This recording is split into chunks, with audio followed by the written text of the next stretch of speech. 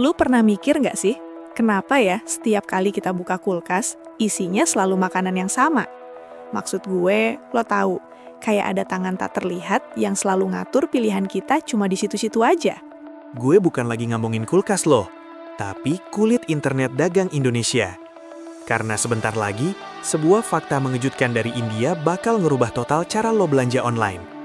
Ini bukan cuma soal TikTok Shop balik lagi, ini jauh lebih gila. Ini soal sebuah sistem yang dibuat biar raksasa e-commerce kayak Tokopedia, Shopee, atau bahkan Gojek nggak bisa lagi jadi gerbang tol tunggal yang ngatur semua lalu lintas dagang digital. Kita sebut aja ini, gerakan internet dagang terbuka. Dan kalau sukses, siapa sebenarnya yang paling diuntungkan di balik layar? Jawabannya bakal bikin lo teriak. Mind blowing. Coba jujur, lo kalau mau beli casing HP, paling cuma buka 2 atau 3 aplikasi kan? Lo nggak mungkin ngecek di 10 tempat. Kenapa? Karena raksasa e-commerce ini udah sukses banget bikin apa yang kita sebut sebagai walled garden, atau taman berdinding. Bayangin lo mau ngopi. Lo harus masuk ke komplek mall yang sama, parkir di tempat yang sama, dan cuma bisa beli dari warung kopi yang sewa lapak di mall itu. Mallnya itu adalah Shopee atau Tokopedia.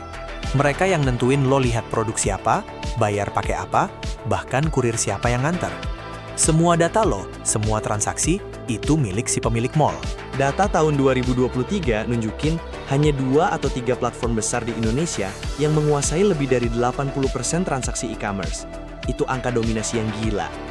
Ini berarti UMKM, pedagang kecil, mereka cuma bisa jualan kalau mereka nurut sama aturan main si raksasa.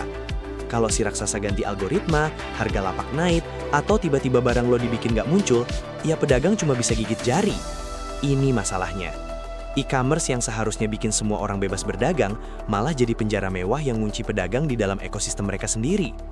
Indonesia mau ngelepas rantai ini, dan kita belajar dari India. India punya Open Network for Digital Commerce, atau gampangnya kita sebut ONDC.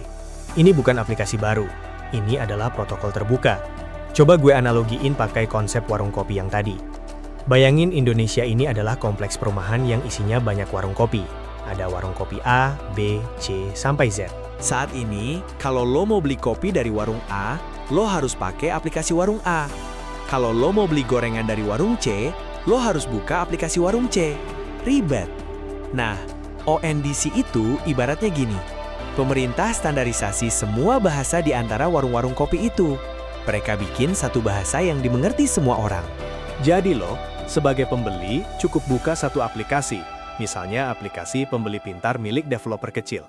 Dan di situ, lo bisa lihat semua menu dari warung A sampai Z sekaligus.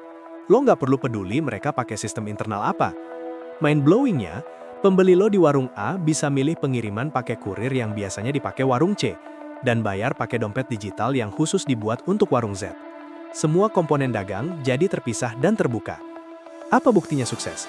Dalam waktu singkat setelah diluncurkan, ONDC India berhasil mencatat lebih dari 50.000 transaksi per hari di sektor grocery dan food delivery saja. Angka ini terus meroket. Kalau ditanya, siapa yang untung? Jawaban pertama pasti UMKM. Itu benar, mereka dapat akses pasar yang lebih luas dan biaya yang lebih murah. Tapi ada 2 entitas lain yang keuntungan dan perannya bakal mengubah peta bisnis di Indonesia. Keuntungan super satu, developer penyambung lidah. Perhatikan baik-baik. Kalau platform besar seperti Shopee adalah mall, maka ONDC adalah jalan raya.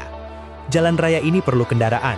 Kendaraan itu adalah aplikasi-aplikasi kecil yang dibangun oleh developer-developer lokal. Mereka ini adalah penyambung lidah. Ada yang bikin aplikasi khusus untuk pembeli, ada yang bikin khusus untuk manajemen stok pedagang, ada yang fokus ke logistik atau pembayaran. Mereka nggak perlu modal triliunan untuk bikin mall raksasa, mereka cukup modal bikin kendaraan di jalan raya itu. Ini membuka peluang besar bagi startup-startup teknologi kecil di Indonesia untuk jadi pemain kunci. Mereka yang tadinya cuma bisa jadi vendor untuk raksasa, sekarang bisa jadi pemilik warung di jalan raya baru ini. Mereka yang akan jadi kaya baru. Keuntungan super 2, konsumen itu sendiri. Kenapa kita untung? Karena sistem terbuka ini akan mendorong inovasi harga dan servis. Saat ini, kalau Tokopedia diskon, ya cuma di Tokopedia. Kalau Shopee punya fitur baru, ya cuma di Shopee. Di sistem baru, kalau sebuah warung kopi bisa dapat biaya pengiriman jauh lebih murah dari aplikasi Kurir X, maka harga barang itu otomatis jadi lebih murah. Dan lo bisa nikmatin itu meskipun lo belanjanya lewat aplikasi pembeli pintar Y. Lo gak perlu install 5 aplikasi untuk membandingkan harga. Sistem akan membandingkannya secara otomatis. Lo dapat pilihan terbaik, harga terbaik, dan bahkan layanan terbaik. Karena semua orang dipaksa untuk berinovasi, bukan cuma mendominasi. Lo jadi benar-benar punya kuasa, bukan hanya sekadar data berjalan bagi raksasa. Inilah inti konfliknya. Kenapa raksasa e-commerce panik kalau Indonesia benar-benar serius mengadopsi konsep ini? Karena mereka kehilangan aset paling berharga, data eksklusif. Di taman berdinding mereka tahu semuanya tentang lo. Lo beli apa, jam berapa, pakai warna apa, sampai lo pindah ke toko mana sebelum check out. Data ini adalah emas. Di sistem terbuka, data itu terbagi. Mereka nggak lagi punya monopoli atas perilaku belanja lo. Mereka hanya tahu, oh, pembeli A beli barang dari warung Keks. Tapi mereka nggak tahu, pembeli A ini tadi sebelumnya bandingin harga di warung Y, atau pakai aplikasi pembayaran Z. Hal ini memaksa raksasa e-commerce untuk berubah. Mereka nggak bisa lagi hidup dari uang sewa yang tinggi.